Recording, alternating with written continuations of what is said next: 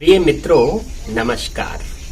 आज हमारा विषय है संचार के द्विचरणीय सिद्धांत यानी कि 2 step flow theory of communication.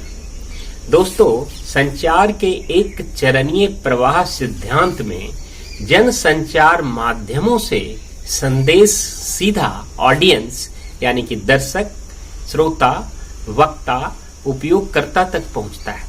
चाहे वो दूरदर्शन के दर्शक हों, अखबार के पाठक हों, रेडियो के श्रोता हों, इंटरनेट के उपयोगकर्ता हों, न्यू मीडिया के उपयोगकर्ता हों, उन तक सीधा संदेश पहुंचता है एक चरणीय प्रवाह के तहत। इसके अंतर्गत एजेंडा निर्धारण सिद्धांत, मैजिक बुलेट सिद्धांत या हाइपोडर्मिक निडल सिद्धांत आदि आते हैं।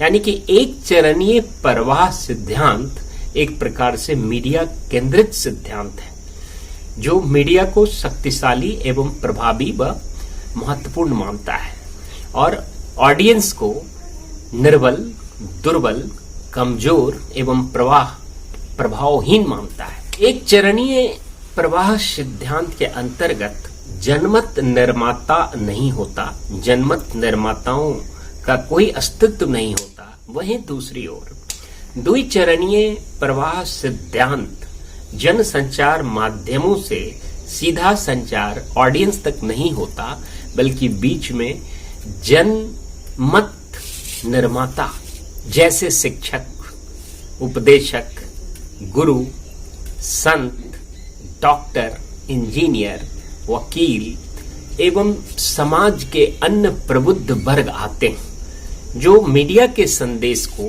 या मीडिया के जटिल संदेश को या मीडिया द्वारा की गई जो मैनिपुलेशन होता है उसको समझते हैं, परखते हैं, पड़ताल करते हैं और जन जन तक उसको सरल सहज करके उसके वास्तविक अर्थ को समझाते हैं। तो द्विचरणीय सिद्धांत में जनमत निर्माताओं की अहम भूमिका होती है। द्विचरणीय सिद्धांत न तो मीडिया केंद्रित सिद्धांत है और न ऑडियंस केंद्रित सिद्धांत है। ये बीच का कोई रास्ता है जिसमें जनमत निर्माता प्रभावपूर्ण हो जाते हैं, जिसमें जनमत निर्माता महत्वपूर्ण हो जाते हैं और शक्तिशाली व सशक्त हो जाते हैं।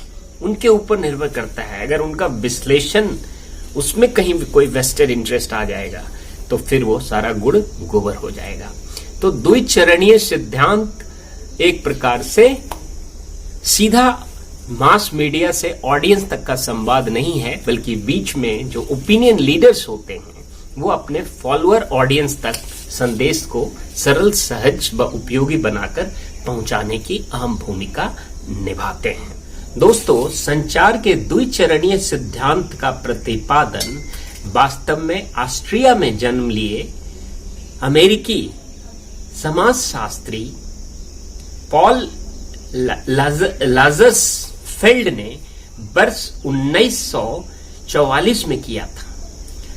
लाजरस फेल्ड एवं उनके सहयोगियों ने अपने शोध में यह पाया कि राष्ट्रपति के चुनाव के वक्त किस प्रकार से जनमत निर्माताओं ने अहम भूमिका निभाई और किस प्रकार से वोटर्स की प्रवृत्तियों को, उनके व्यवहार को, उनकी सोच को, उनकी दृष्टिकोण को परिवर्तित किया।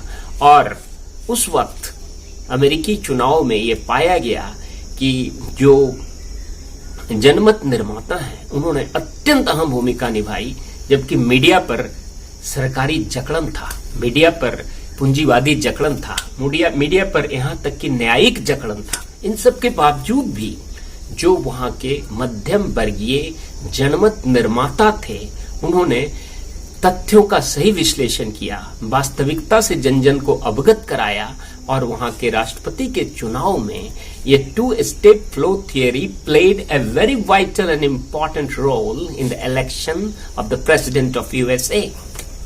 भारत में भी वर्ष 1977 में जब देश में आपातकाल की स्थिति थी और जब सत्तारूढ़ दल ने पूरी तरह मीडिया को अपने कब्जे में ले लिया था, पूरी तरह मीडिया पर सरकारी नियंत्रण, राजनीतिक नियंत्रण, सत्तारूढ़ी नियंत्रण, न्यायिक नियंत्रण, पूंजीवादी जकड़न, सबसे मीडिया जब कसी हुई थी, उस वक्त आपातकाल की स्थिति में वर्ष 1977 के चुनाव में किस प्रकार देश के मध्यम वर्गीय जनमत निर्माताओं ने, शिक्षकों ने, संतों ने, गुरुओं ने, उपदेशकों ने, डॉक्टरों ने, इंजीनियरों ने, वकीलों ने एवं समाज के समस्त बुद्धिजीवी वर्गों ने भूमिका निभाई और जन जन तक सरकार की सत्तारूढ़ दल की वास्तविक संदेश को पहुंचाया और सरकार को उस चुनाव में बुरी तरह मुंह की खानी पड़ी, बुरी तरह परास्त होना पड़ा और उस समय मोरारजी देसाई के प्रधानमंत्रित्व में जनता पार्टी सरकार का गठन हुआ था। दोस्तों, अभी अभी एक नई शिक्षा नीति आई है सन 2020। ये तीसरी शिक्षा नीति है। जैसा वर्ष 1968 में प्रथम शिक्षा नीति आई थी जो कोठारी कमीशन की अनुशंसा पर बनाई गई थी। वर्ष 1986 में द्वितीय शिक्षा नीति आई थी। 1992 में उसे संशोधित किया गया था और वर्ष 2020 में ये तृतीय शिक्षा नीति आई है जिसकी काफी प्रशंसा हुई है, भूरी भूरी कोटि कोटि नमन हुआ है। इसे एक क्रांतिकारी बदलाव के रूप में लिया गया है तो कोई इसे एक नए सवेरे की शुरुआत मान रहा है, लेकिन इसका क्रियान्वयन बहुत हद तक निर्भर करता है कि हमारे जनमत निर्माताओं ने इसे किस रूप में लिया।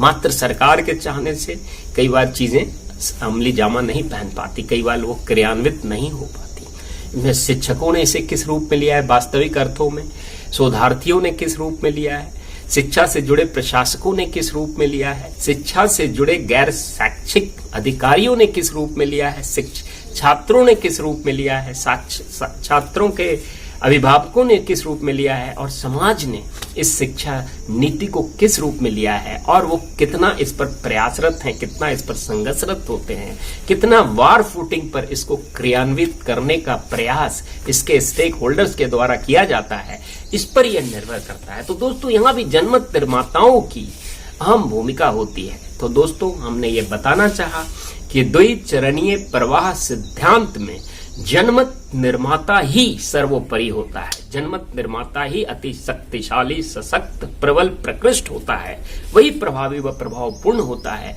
और उसकी भूमिका मीडिया से भी अधिक महत्वपूर्ण होती है और उसकी भूमिका जो सोए हुए, कमजोर, प्रभावहीन, दुर्बल, निर्बल जो दर्शक है, श्रोता है, पाठक है, उसको भी जागृत करने में बहुत अहम भूमिका होती है। तो दोस्तों, मैंने आपको आज संचार के द्विचरणीय प्रवाह सिद्धांत को संक्षेप में बताने का प्रयास किया। इस सिद्धांत को वर्ष 1955 में पुनर्एलोही काट द्वारा, जो अमेरिकी संचार शास्त्री थे, उन्होंने पुनः इस सिद्धांत को संशोधित किया, इस सिद्धांत को परिमार्जित किया, इस सिद्धांत पर पुनर्शोध किया और उन्होंने इस सिद्धांत को और भी महत्वपूर्ण बनाया और उसमें फिर लैजर्सफेल्ड ने भी अपनी भूमिका निभाई और दोनों ने मिलकर अपनी पुस्तक personal influence, the part played by people in flow of mass communication में उसको वर्ष 1955 में पुनर्स्थापित किया, पुनर्विकसित किया और उन्होंने 800, इस पुस्तक में 800 अमेरिकी महिलाओं पर सर्वेक्षण का जिक्र है और यह बताया गया है कि किस प्रकार जनमत निर्माताओं ने अमेरिकी महिलाओं की फैशन के प्रति, बाजार से क्रय करने के प्रति प्रवृत्तियों में बदलाव लाया। इसकी विस्तृत व्याख्या इस पुस्तक में प्रस्तुत की गई है। तो दोस्तों, हमने ये जाना कि किस प्रकार जनमत निर्माताओं की महत्वपूर्ण भूमिका होती है।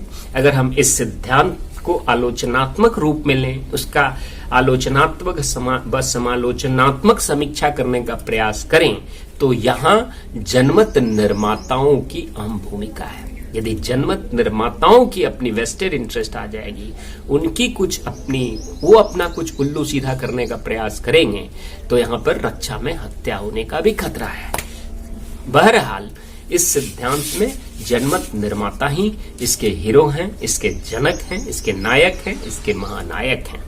यदि आपके मन में कोई प्रश्न हो, कोई शंका हो, कोई आशंका हो, किसी स्पष्टीकरण की आवश्यकता हो, तो आप निसंकोच बेहिचक हमारे कमेंट बॉक्स में अपना प्रश्न कर सकते हैं, अपने विचार रख सकते हैं, अपने स्पष्टीकरण मांग सकते हैं। तब तक के लिए इजाजत, धन्यवाद और नमस्कार।